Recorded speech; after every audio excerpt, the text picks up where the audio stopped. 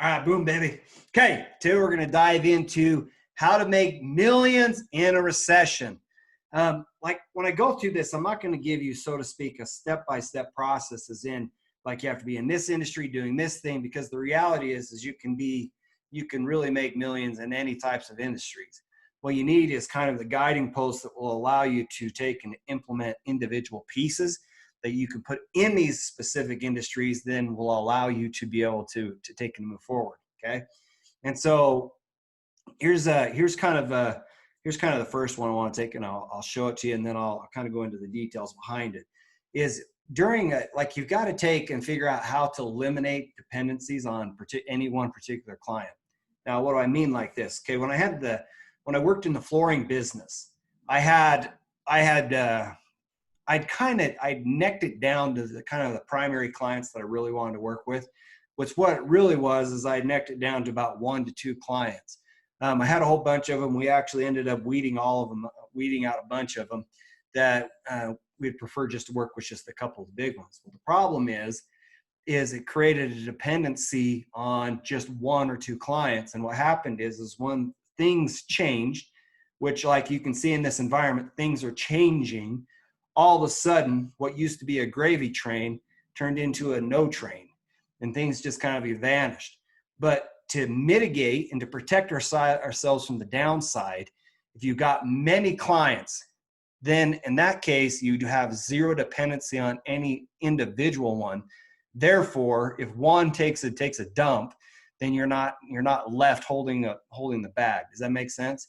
And so just start going out there and looking for ways that you have multiple streams of income or multiple ways or methodologies that would allow you to pull revenue in. Okay.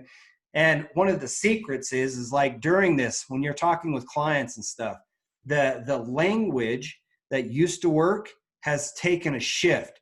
Now, what do I mean? Like when the economy's booming and everything's kind of on the upside, language that you talk to people about is opportunities and possibilities and how you're going to be able to make money and how you're going to be able to create the good life and all kinds of stuff. That what happened is in this time, people are into a defensive mode. And you're like, look, this is how it's going to take and save you. This is how it's going to take and reduce your monthly expenses. This is how it's going to protect your business. Like the language, instead of moving towards pleasure, it's going to be shifting a lot more towards moving away from pain. People want to be able to figure out how to survive this environment. And so your language is going to start changing. And so we're going to go in here and eliminate dependencies on one client, but the way we talk to them is in a sense that we talk about moving away from pain, so that we are in essence saying we could do this thing and this thing would protect you from the market downturn, the stock market, protect your business from any particular one client collapsing or whatever it is. But it's moving away from pain type conversations. And so that's one big nugget that you can start diving into that will take and it'll give you some protection and buoyancy during this economic environment. Okay. Number 2 is you got to take and reinvent yourself. Like I just got done listening to the book Sam Walton. If you haven't read that, Sam Walton, in the later years of his life, he went through and he started talking about Walmart, and literally he went and started talking about the elements of Walmart, how they went about creating, how they went about building that business. And one of the biggest things that he said is people are always saying, oh, this little company is going to go under. This little company is this. Little company is going to go, like they don't think that he could take this little chain that he had created from just a teeny bootstrapping store into something enormous. And the big thing that Sam Walton did during that entire process is he constantly was focusing on, how do I reinvent myself? How do I take and I do this different? Like when you start looking at, they have these KPIs, key performance indicators, KPIs. And what it is there's key things inside your business that you want to then measure the output or the performance so you know whether or not you're actually on target and on track. And one of his key KPIs is that like his overhead and his administrative expenses could not exceed 2% of sales. Now, if you go back and you look at like other companies that his competitors, they were sitting around 5%. And so by literally figuring out how to keep his costs lower, because he was trying to, he felt that it was relevant that that they had metrics and measurements to control how they allowed their overheads to grow. And by keeping it at 2%, he naturally created more profit margin, and he naturally created a massive competitive edge over his competitors. And so he remained in a state of consistently reinventing himself. And so, like, he didn't, when he got into this, everybody else had these business models under the sense that people would take, like distribution, they would take and allow like companies to take and to bring products and distribute to the store. But what he ended up discovering is, he referred to it as tractors, that he would get, they're semis, that's what they really are, but he'd refer to them as tractors. But he'd get these semis out on the road, and he would actually start delivering, and he actually started managing his own supply chain. What it did is it made it so that he could literally get inventory to stores more efficiently. He was able to actually drop the cost of his logistics and stuff. And he said that people just kept pushing him to get these, like this, so to speak, data center with this information and technology that allowed him to keep track of inventories, keep track of things, and to track stuff. And he said he was super resistant, but the reason he did it is because he got the right people on the bus, like people he knew that this is people that he needed to be around to influence them. And they helped him reinvent himself by discovering that the way the industry was doing their business, he literally started swimming against the tide. He got to the point where, like, he had thousands. He had a couple thousand at the time, or at least when in the book. I'm sure he's got more than this now. But he had a couple thousand semis taking and distributing product all across the United States for him and his teams. And that was just not common. And so he started figuring out, what could I do different? How could I reinvent myself? And like literally things that people hadn't thought of that seemed kind of corny, he would take and he would implement these things so that he could start figuring out, how do I make a difference? How do I take and allow like frontline managers, or even down to the associate level inside these stores? These guys are the closest to my customer. What is it that they could do and concepts they could come up with that would allow us to help reinvent exactly how we're doing it? So like you saw, like you go into Walmart and they've got like a neighborhood greeter, right? Like he found that he pushed authority down into stores, and what he discovered is inside these stores that he would reward employees if they could actually get what they call shrinkage down. And what I mean shrinkage is theft. They were trying to figure out ways and methodologies they could use to control their theft. And one of them is like, if you can keep your theft under this percent, then you can actually participate in profits from the store as a result of that. Okay. But then one of the stores did is they're like, all right, so let me take and implement a methodology that would allow me to keep my shrinkage under control. And so they put a greeter there.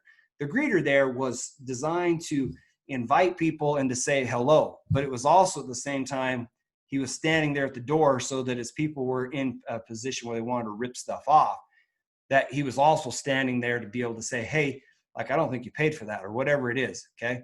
It really served twofold. And the main focus and the reason it was implemented in a specific store to control shrinkage. And then once Sam Walton went into the store and he saw what they were doing, and then he understand the concept behind it, he then said, this is crazy. Everybody ought to do this. And so then he literally started pushing that concept out to different stores. And that's where they had the kind of the aha moment that was a significant way to take and reduce shrinkage. And so it's kind of funny, right? When you think about it, you didn't realize that maybe that's exactly why he was there, but that is why he was there. And so think about what is it that you could do that you could reinvent yourself, because the solution that you had yesterday might not be adequate for the solution that you need today. And if you get stuck and resting on your laurels, you could actually get pounded in this economic downturn instead of taking and thriving. Like you take a Sam Walton and you put him in some of these environments, he can actually thrive more in a recession as people pull back and try to figure out how to cut costs. Okay. He's a master of it. And so reinvent yourself, swim against the tide a bit. Okay. Number 3. So everybody knows Everybody intuitively knows that when you invest or whatever you do, you buy low, sell high, right? The thing is it's intuitive, but it doesn't mean that it's being practiced. Now, there's a big difference, and it seems like stupid, Mike. Why would you tell me to buy low, sell high? Because it goes against your DNA in the sense that, like, you understand it, but you don't implement what you understand. And so if you ask me, Mike, what are you doing right now? I'm buying low. Like when I see stocks that are low and things that are selling at discounts, you buy low, sell high. If you can't buy when they're low, when are you going to buy? You're going to buy when they're high. And so, like right here, right now is an opportunity to take in, start reinventing yourself. Now, maybe you're not interested in stocks, okay? But it does not change the fact that you can't position yourself so that you're more prepared. Let me give you an example. They used to work for a company called Raytheon Missile Systems, and one of my suppliers. I mean, it was fun to watch this guy how he operated. He was in the Chicago area, and he had a machine shop. And what happened is every time the recession would hit, he was kind of a frugal guy, right? And he had a habit of saving and making sure that he had plenty of cash on hand, because he never knew when the opportunity was going to show up to be able to buy low so that he could actually later date sell high. And so what he would discover is he would work and he would grow his business, and he would stay right inside this facility, okay? But as soon as a recession would hit, all of a sudden real estate and assets, these things that used to be highly valuable, all of a sudden people started, like, they wouldn't part with it before when times are good, but because they didn't make sure that their business and themselves were in a good, strong financial position, to the point that they would actually kind of go belly up, right? And since he knew human nature and he knew that that's how people behave, he actually anticipated it. So when the opportunity presented itself, he could do it. And so he'd work in this facility, he would accumulate money, collect cash and capital. And then when the recession would hit, just slightly on the outskirts of town, people had kind of gone out there because it was actually cheaper, right? And so they would set up these facilities, and they'd build these incredible facilities. And I remember this time where he slid in and he bought like this, I don't know, it was like 100,000, 150,000 square foot facility. Like, this thing was enormous, but he bought it for pennies on the dollar. Like, at the time, I can't remember what his cost per square foot, what his acquisition price is. But when he said it to me, I'm like, dang, that is like stupid cheap. Like, you would be very, very, very hard pressed to build that facility for that price, to acquire maybe even acquire the land at that price. He got the land and the facility. It's almost like he bought the land at a discount and then got the facility for free. And I remember that's what it was. And so what he did is, like, he bought this killer facility, and he's like, boom, now I've got all kinds of room for expansion. And so then he could transition his business into that facility, and he could operate out of it in a very, very low cost mode. In fact, it gave him a competitive advantage over his competitors, because they had maybe built facilities or done different things where their actual carrying overhead costs were higher, and his was so low that he had a competitive advantage by the fact that his overhead was low, right? And so then he's inside this facility, and then when the economy turns around, which it does, then he took the facility that he previously had and he sells it at normal market price. Boom, somebody else gets to slide into this. And it's okay that it's configured for a machine shop in this case. They could transform it to whatever, but it doesn't change the fact that his overhead structure on his new deal is cheaper than the overhead structure on his last deal, or at least compared to what they had. And so he would position himself and do all kinds of acquisitions in that sense. I know of another guy. He's a real estate developer. Okay. And what he does, like last time in 2008, 9, when the market crashed, 2009, the market crashed, and all of these builders that had all this land and stuff, they just got in all kinds of trouble. And then they had to figure out how to liquidate their assets because they were not in a strong economic position. But the way he operated was that he is going to be in a very strong position. And so when they started selling off their assets because they needed money to pay their bills, He's like, boom, he slid in there, scooped it up, scooped it up, scooped it up, scooped it up. So now he's got phenomenal land that may or may not have been developed, but he bought the things so dang cheap compared to what they were selling previously that he could continue to throw up houses during a recession because his costs were so low that he could still pull clients in and sell it. Does that make sense? And so what I'm looking at is you've got to take into think, what things could you do or could you acquire during this economic downturn? Last time when the world fell apart, I formed a partnership and we went shopping. We started buying real estates and started buying up all kinds of doors and rentals and properties and stuff. And I'm talking properties that could generate $1,000 a month rent during that time. Okay. And I had mortgages of like $369. That is property, that's taxes, insurance, the loan, that's everything. Everything was rolled up into like $369 a month. And these homes were selling for $250,000. I scooped them up for like 75 grand. The reality is I was owning assets that were like dirt stinking cheap, and they cash flowed day one, even if it was a recession. Like other people like some of my competitors were like, it was questionable whether or not those businesses or those rentals are going to slide into short sale or whatever. Mine wasn't. I was good. And renters that came and rented from me, it worked out great. I offered them a lease to own option. Like I literally gave these guys an option to be able to buy this home. And if they wanted that option, I would actually allow part of their payment to go towards equity. In fact, depending on if they were willing to pay. So what I did on one of them, I just give you an idea, is I said, look, like I would take and I would rent this out for say $800 a month.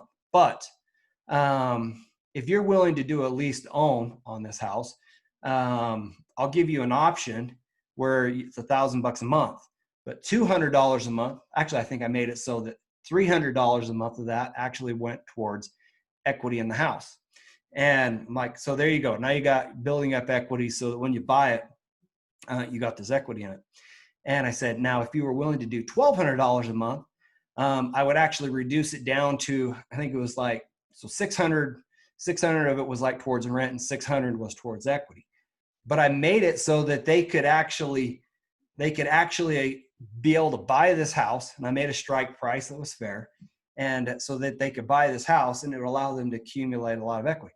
Now, not everybody actually took me up on the deal, in the sense that it's kind of funny how humans are. So they signed up for the deal. They got a smoking deal, allowed them to buy this house at a discount, right? But like things change, and they're like, you know what? I'm not going to be able to go through with the purchase of this house, so I'm going to just take it back out. But the contract did not say that, like, if you back out, I'm going to reimburse you all that money. What it said is you're stepping into this. You got an option to be able to buy it. This is how it's going to work. And if you back out, then you just backed out and you just gave it up. You forfeited it. Okay.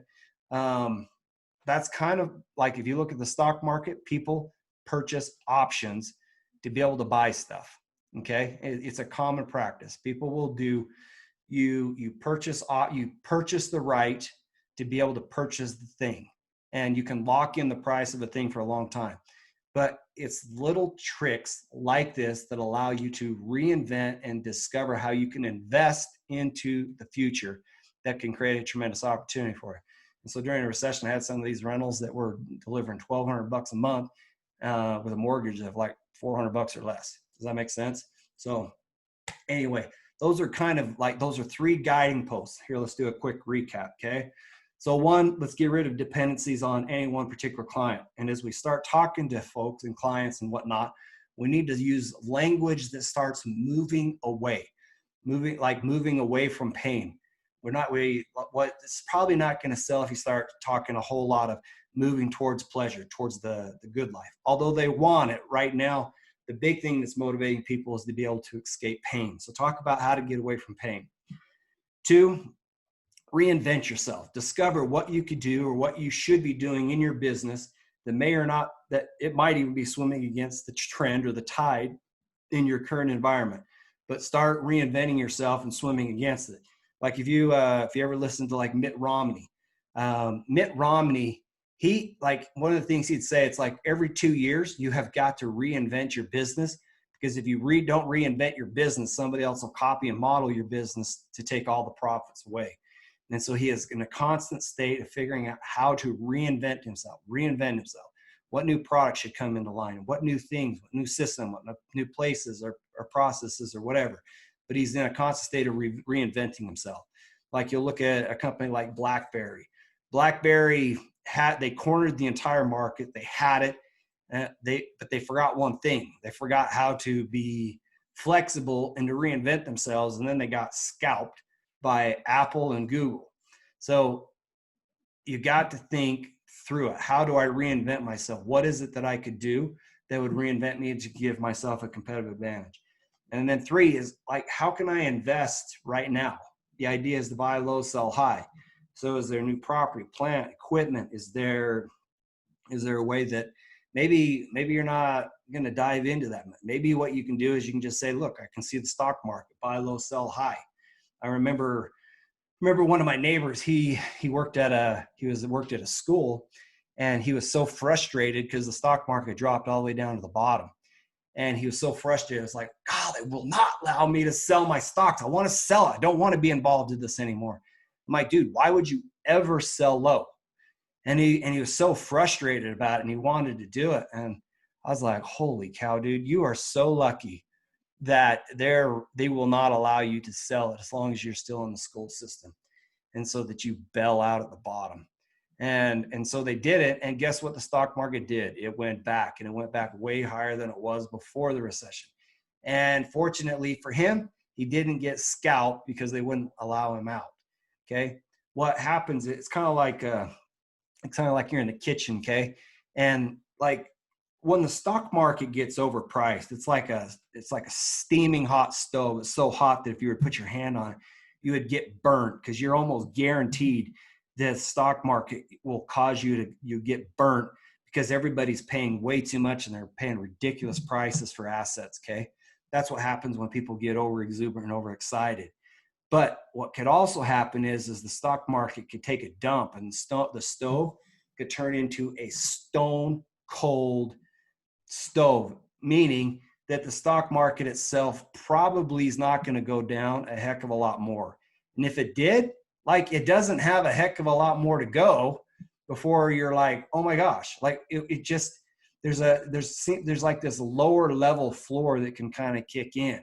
And when things are so cheap and you could be able to buy those things, it's like, so what if it went down more? Like, the stove is stone cold. But the problem is when people get burnt on a hot stove, they then become afraid of touching a cold stove.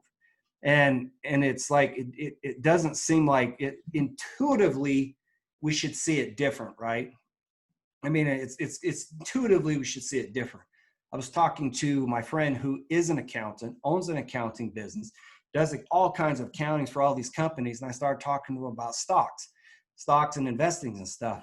And I was like floored that the guy whose business it is to work with businesses to figure out their accounting and stuff, like the fact that I was talking to him about stocks and being able to buy stuff, it was kind of like foreign to him. I'm like, what do you like? I mean, I was polite, but I was just like dumbfounded that a dude that's in accounting, which is the language of business, would be saying, yeah, I'm not really sure about that. And I haven't looked into it. I'm like, dude, like, business is the language of money. You can go out there and you can look at somebody's books and you can assess how they're doing, right? Okay. Go look at the stock of some of these businesses, look at their books and assess how they're doing. And then when you see that they're trading at a ridiculously cheap price, you're like, well, I mean, if you're good enough to do accounting, you should be able to calculate return on investment, internal rate of return, and all these different measures and metrics to be able to analyze if something's a good deal or a bad deal. And if the average price of a stock is, say, it's 15 times earnings, and if normally it's 15 times earnings, and if it drops down to 6 times earnings or 8 times earnings, that's a discount. Okay. And if it normally is at 15 times earnings and it's all of a sudden trading at 25 times earnings, that's a ridiculous price to pay. If you look at the S&P 500, historically, the S&P 500 is traded at like just shy of 15 times earnings. Okay. During this last over exuberant hype, we've got up to 25 times earnings. Like at 25 times earnings, the stock market had 10 times earnings that it could fall just to get normal again. And what's crazy is even in this current environment, that did not necessarily completely happen. I think it got down to like 17 times earnings, which is still, in my mind, if I look at the S&P 500, it's still overpriced. But the thing that happened is there was a trigger that went off where, like, if you're on the S&P 500, somehow people have a belief that like these companies, and it's true, they are the best of the best, therefore they should weather the storm, therefore they deserve to get like a premium PE ratio. Okay, it's fine, except normally S&P 500 is 15 times earnings and it's still trading at 17, 18 times earnings. Okay, but in the stock market, not every company maintained an overpriced position of 15 times earnings. I bought stocks that went all the way down to 4 times earnings, 2 times earnings, because people seem to think that these companies are going to go out of business. And I'm like, are you out of your mind? Take one like Carnival. Okay. Carnival made money during every single recession. Like, it paid a ridiculous dividend and made money during every recession. So there is the problem that people may or may not go get back on ships for a while. The question is does Carnival have enough cash in their checking account and liquidity that would allow them to carry through that environment? And the Fed came in, they took and they provided financing at low interest rates. Carnival's got liquidity for like a year. Okay. Like, you can't anticipate everything. Part of investing is being able to take calculated bets based on arithmetic to determine the future value of a set of assets and whether or not the future value of those assets are going to bring you a return.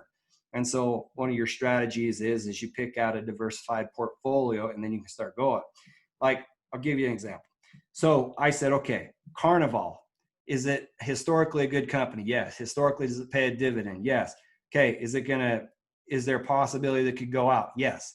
Is the probability kind of low? Yes. Okay. Got it. Then I look at like Simmons Property Group, for example. It's the largest mall owner in the United States. Very well-run company, excellent company. Then the question is, so their price is normally way, way higher. Their PE ratio, it's like maybe down to 8 or so. I can't remember what it is. And their dividend yield at this point is like 16%. It's like stupid. Carnival's is around 16%. So, all right, maybe they pull back on the dividend in the interim in this pinch, okay? But nevertheless, that is an excellent company. And the question is does it have the ability to weather the storm? And the answer is it's possible it doesn't. But if you start finding a basket of companies that fit this profile and you were to pack those into your portfolio, like, yeah, one's going to probably blow up. It's possible. But you're diversifying your bets with a basket of companies that are phenomenal, that the market is not going to move against all of them and destroy them. These guys are smart. They know how to market. They know how to do their business. And so you could buy a basket of these assets and then protect yourself. Okay. And so when I look at this there's all kinds of ways that you can jump into this to invest. But the reality is you buy low, sell high. And now on many companies, it's low. Okay. So anyway, that's kind of like a 3-step approach, just major guiding posts that will show you how to make millions in a recession. Okay. So there's a rags to riches transformation. Look forward to helping you guys. So we will talk later. Bam!